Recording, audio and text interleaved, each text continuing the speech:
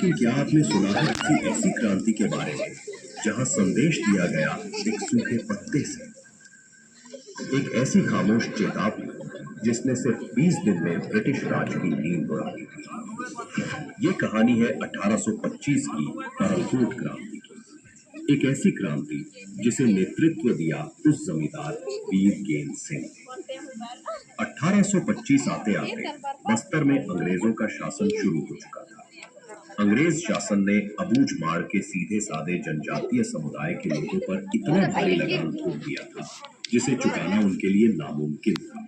ये सिर्फ पैसे की लूट नहीं थी, ये उनकी जमीन, संस्कृति और आजाद पहचान पर सीधा था। इस संकट में नेतृत्व संभाला परलकोट के जमींदार वीर गेंद सिंह।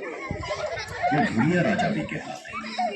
जब 1824 में दशहरा मनाकर लौटे गेंद सिंह ने देखा कि ब्रिटिश सेना ने उनके महल पर ताला लगा दिया है और परलकोट इलाके को लूटा है, तब उन्होंने शपथ ली, अब सिर नहीं झुकाएंगे, अपनी भूमि के लिए लड़ेंगे। गेंद सिंह जानते थे सीधे युद्ध से अंग्रेजों को हराना मुश्किल होगा, इसलिए उन्होंने जनजातीय परंपराओं को ही अपना हथियार बनाया। रात के अंधेरे में जंगलों के घोटुल में गुप्त बैठकें होती, रणनीति बनती और संदेश फैलता, लेकिन बिना बोले बिना लिखे, बस एक प्रतीक से, धावड़ा वृक्ष की टहनी से। ये टहनी थी क्रांति का मूक संदेश। जिसे भी ये टहनी मिलती उसे पता होता पत्ते सूखने से पहले क्रांति में शामिल होना है। 24 दिसंबर 1824 को परलकोट की धरती पर क्रांति की आग भड़क उठी। जनजातीय योद्धाओं ने गुरिल्ला युद्ध नीति अपनाई। अबूझ माड़ से लेकर चांदा जिले तक अंग्रेज ठिकानों पर हमला किया।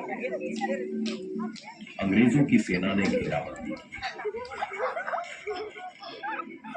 10 जनवरी 1825 को वीर गेंद सिंह पकड़े गए और मात्र 10 दिन बाद 20 जनवरी 1825 परलकोट के वीर गेंद सिंह को उनके ही महल के सामने फांसी दे दी गई। इस शहादत और क्रांति का प्रभाव पूरे बस्तर में पहुंचा।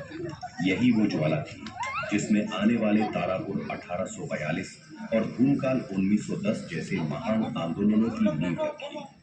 वीर गेंद सिंह हमें याद दिलाते हैं, आजादी की लड़ाई सिर्फ शहरों की गलियों में नहीं, बल्कि उन जनजातीय जंगलों में लड़ी गई जहां हर पत्ता, हर पेड़, हर सांस स्वतंत्रता का गीत गा रही थी।